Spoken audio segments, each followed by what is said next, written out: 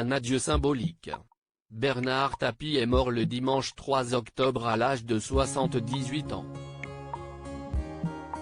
Dominique Tapie et ses enfants ont l'infinie douleur de faire part du décès de son mari et de leur père, Bernard Tapie, ce dimanche 3 octobre à 8h40, avait d'abord indiqué la Provence avant d'affirmer qu'il était parti paisiblement, entouré de sa femme, ses enfants, ses petits-enfants et son frère, présents à son chevet. Ses obsèques ont eu lieu à Marseille ce vendredi 8 octobre. Pour l'occasion, ses proches se sont réunis à la cathédrale de la Major à 11h afin de lui rendre un ultime hommage. Lors de l'entrée du cercueil de son père, Sophie Tapie a repris son titre Le Phénix, écrit et interprété en hommage à Bernard Tapie. Dans cette chanson, elle évoquait la maladie de son père et les difficultés de son combat. Un moment très émouvant, qui a bouleversé les personnes présentes aux côtés des proches de l'homme d'affaires. Des adieux bouleversants. Les obsèques de Bernard Tapie ont été retransmises en direct et les téléspectateurs ont donc pu voir les différents hommages qui lui ont été rendus. Il y a d'abord celui de Louis, l'un de ses petits-fils. À la trompette, le jeune homme a interprété la chanson Amazing Grace.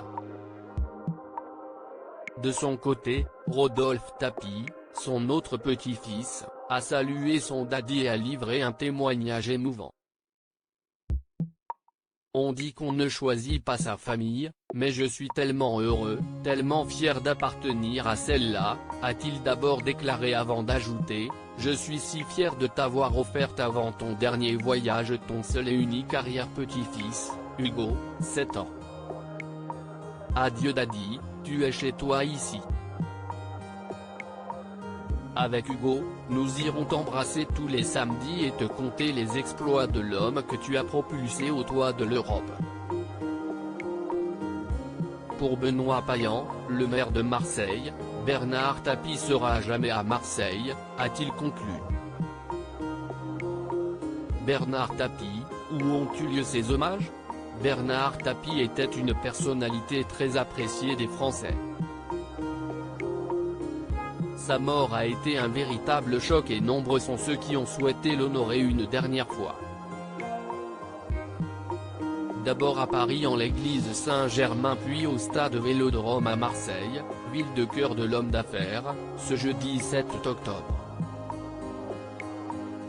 Alors que l'homme d'affaires a fait part de son souhait d'être inhumé à Marseille, sa ville de cœur, avait révélé sa famille, si au cimetière de Mazargues, non loin du stade Vélodrome qu'il sera inhumé.